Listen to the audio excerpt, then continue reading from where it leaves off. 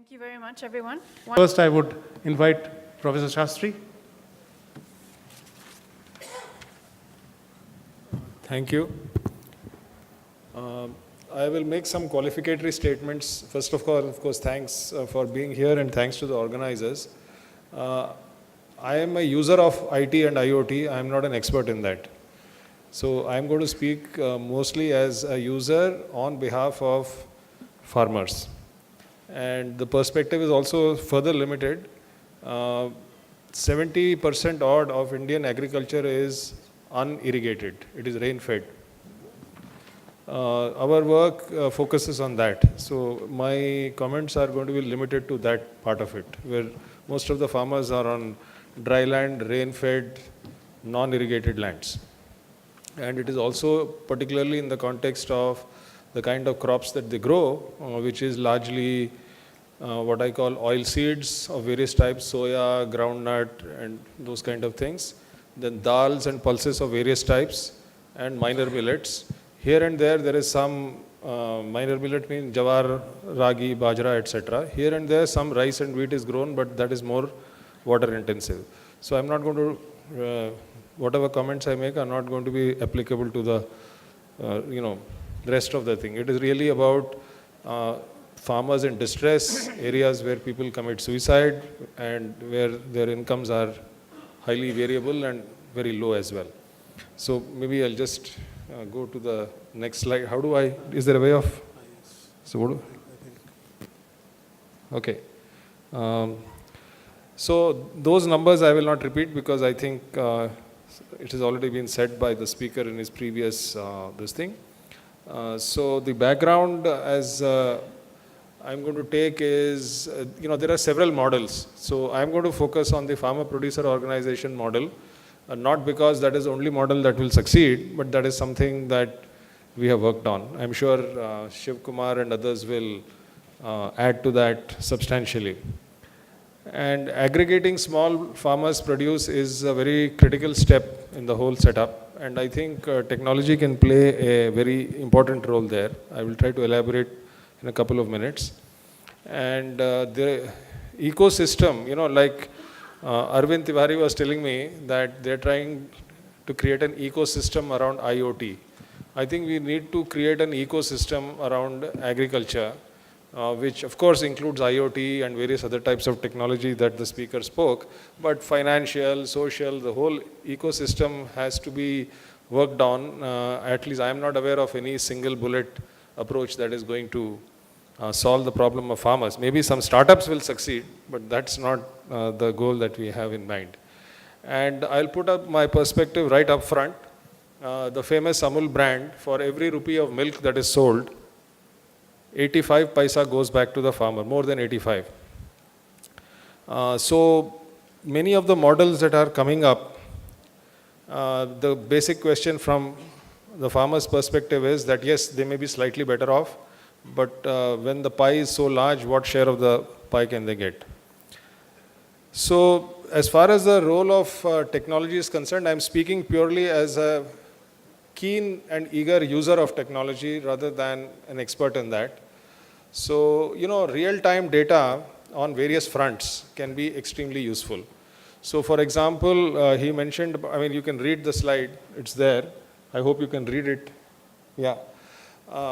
But just to elaborate on just one point, because you can read the slide for yourself, I don't want to take more time. They talked about climate change. Now with real-time sensors, this is an idea which Arvind Tiwari also mentioned, and we had been thinking about it earlier also. You will find in a particular district that one pocket has good rainfall and one pocket has bad rainfall. If you go further, one village has good rainfall, the next village does not have good rainfall.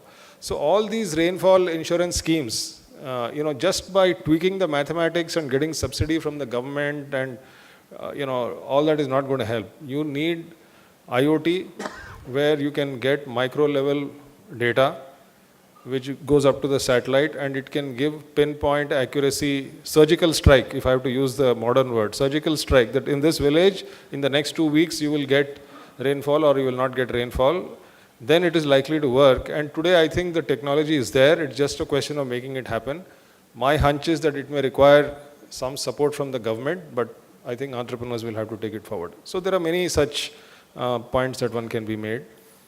With the penetration of mobile phones, the entire supply chain, I think we have an opportunity right from the time it rains, right up to time it goes to the market, including food processing, to track various elements of the supply chain, ideally in real time, but as frequently as possible. And I think this information gap can play a huge role, this information symmetry in bettering the life of the farmers, making businesses more profitable, and in fact, reducing wastage in the supply chain as well. Because these are some problems that we still face in this country. And I think other than direct intervention in farmer-producer organizations, technology can play a huge role in support services, apart from information, which is obvious, on from climate to rainfall to market prices to supply, demand, quality, etc., which is happening but needs to happen more. I think support services like seed supply. There is a huge information asymmetry in the interior areas where you just need to get information on what kind of seed, at what quality and at what price will be available. It is all highly disorganized, and I see IT can play a very critical role in making that reach it to the last mile. I'm sure ITC and some others are also doing substantial work on that. So, as far as the farmer-producer organization is concerned, some of you may or may not be aware of it, but very quickly it is more or less like the Amul model with a lot of tweaking. And at village level, the produce is collected, at a district level it is processed, and then after that, we either sell to corporates or we try to do further value addition, etc. But today, given the numbers and the uncertainties, I think IoT, that means right from the farm, almost from every farmer, if IoT can play a role in capturing data, of course now the cloud is there, it can go there, it can simplify operations considerably and bring down costs. So today many FPOs are writing things in the village level at hand, then they're bringing it to the district level and re-entering it on the computer and so on. But all these handheld devices and all the IoT kind of stuff can actually increase efficiencies substantially. We can have an offline discussion on this because there are many details that need to be worked on. Some of the challenges, I think, how do we make this whole model truly win-win? You see, you can have a model where your startups and IoTs will become hugely successful, and today the game is not profits, but it is valuation game. And in a valuation game, loss-making companies can be sold off for billions of dollars. So those who want to do that, congratulations to you. But how do we make this thing win-win so that the farmer also benefits from this? I think that is one of the challenges that we need to very, very clearly think about. And I'll be personally happy to talk to people who have that kind of a genuine interest. I am not interested in the valuation game, literally not. And now for example, those numbers are there. He also mentioned some numbers. Things like groundnut, today's price, we work with groundnut farmers, about 42 rupees a kg, and peanut butter imported from America is selling at 500, 600, 700 rupees per kg. And the same is true with tomatoes, and so many other items are there. And I think that is where the farmer-producer organization, which aggregates up to some level and some level of food processing, can play a very significant role. It reduces wastage and it adds value. And it is also business-wise efficient, because if you can do it as far as possible in the local level, maintaining quality of course, then a lot of costs will come down. Otherwise it becomes very expensive to transport raw material and then use it in the cities. Retail in India is getting killed because of real estate costs.